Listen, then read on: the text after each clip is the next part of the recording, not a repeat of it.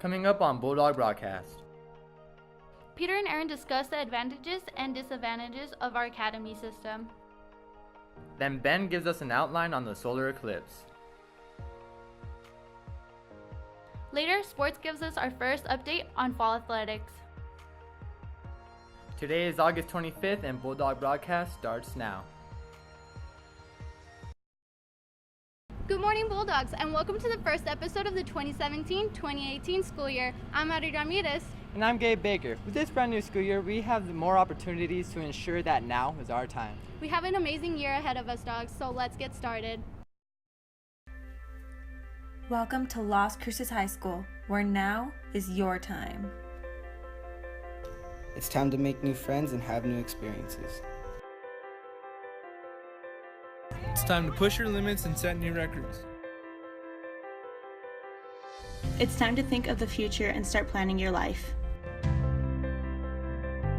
Here at Las Cruces High, now is our time. Just like every year, there's some new information you all must know about. For instance, the recent addition of academies. I've heard about the academies and how much controversy they contain behind them. There's definitely some pros and cons to this, and to debate about this topic is Aaron and Peter. Here at Las Cruces High School, our student body has recently been divided into different academies: STEM, HHS, and CAP. This means that each academy will have their own counselor. Today, on the other side, we take a look at the argument for and against the academies. Debating in defense of the academies is Peter Martin, and in opposition is Aaron Galindo. Thanks, Alyssa. I would just like to start off by saying that the academies give students individual attention to monitor their grades and attendance through a crack team of counselors and teachers. But why create a whole new system when a system that we are using previous years, which is having advisory teachers and an advisory class dedicated to everything that we're doing in academies, why create a whole new thing? The academies ensure a more guaranteed monitoring. Each student is guaranteed that individual attention. Okay, but was it really worth to, mess up the schedule, confuse not only students but faculty? Well, even though the schedule may be all crazy, and let's not deny it, it's a little weird, the different schedule allows for academy-oriented field trips. So, for example, the STEM Academy could go to the NMSU Engineering Department.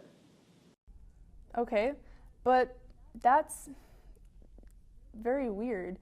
Academies like STEM, very broad, so does that mean that people that don't fall under engineering, such as the technician side, the science side of STEM, would they also have to be put through an engineering class that they're not really interested in, that they didn't choose to, major in? Well, this is a good point that you're bringing up. Each academy is broad, yes, but within the academies there are the pathways, and those pathways are really what matter. And I would just like to point out that our counselors are more knowledgeable of their assigned academies, and each counselor is monitoring a much smaller amount of students. So it'll be easier than last year when, say, one advisory teacher would have an entire class of students but with completely different academies. It will be easier, yes, because each counselor will have their group of students to monitor. And with the number of advisory teachers, the more likely it is for the advisory teachers to get off page with each other. They won't all be on the same page. Well, I believe that's all we have from our debaters today, Bulldogs. Remember, now's your time to make your voices heard. Signing off, this has been Elisa Torres. Thank you for that discussion. It really opened my eyes about the academies. Definitely helped me see what changes were made. Speaking of changes, there's one more that you'll want to know about. This year, each academy has different counselors. If you're in STEM, your counselor is Mr. Taran. HHS has Ms. Sines, with CAB having Mr. Hawkes. However, all seniors have Miss Walton. That was a lot of information in a short amount of time. It sure was. I'm gonna need a break. We'll be right back, dogs. Coming up after the break. Ben gives us a shadow on the solar eclipse. Next, Mia introduces us to the upcoming fall sports. We'll be right back, dogs.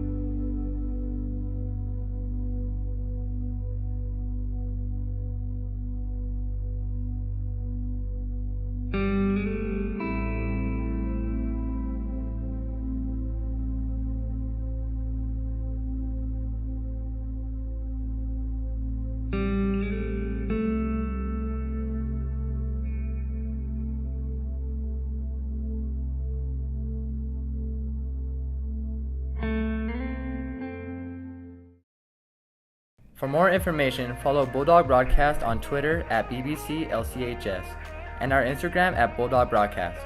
If you need to give us any information, email us at bulldawgbroadcast15@gmail.com.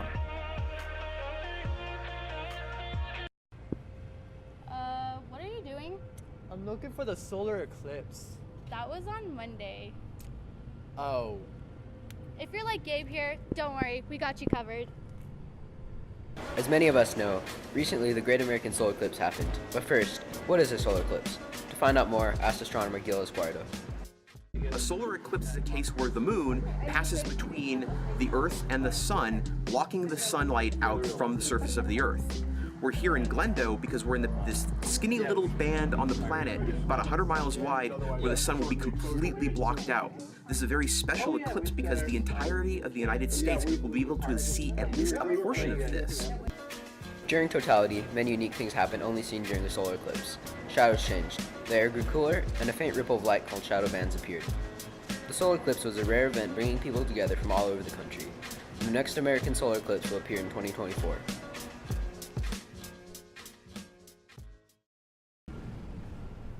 Wow, I'm glad that I did not completely miss my opportunity to see the solar eclipse. Well, let's not waste any more time. Let's kick it off with this week's edition of Bulldog Sports. What's up, Bulldogs? I'm Mia Tondanati, and you're watching Bulldog Sports.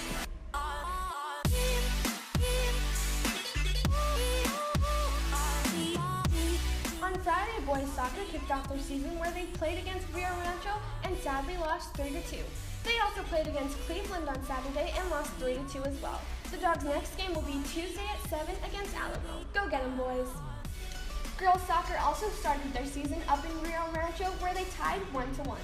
Then they played Cleveland on Saturday and lost 5-0. The ladies will be looking to redeem themselves on Tuesday against Alamo at 7. Go get 'em, girls. Football will go out and tackle their season tonight at 7 against the El Dorado Eagles. Good luck, boys. Cross country will start off their season August 27th in Hobbs. Don't forget to wish all of our dogs luck. On Tuesday, volleyball hit off their season against the Franklin Cougars where they unfortunately lost 3-0. Their next game will be Friday at 6:30. Go out and support. And lastly, dogs, don't forget to follow us on Twitter at BulldogSports_ and add us on Snapchat at Bulldog Sports for all the updates on school athletics. Well, that's all I have for you this week, dogs. I'm Mia Tonjanani, and this has been Bulldog Sports. Well, that's all we have for this week, dogs. I'm Adrian Ramirez. And I'm Gabe Baker. We'll see you next week, dogs.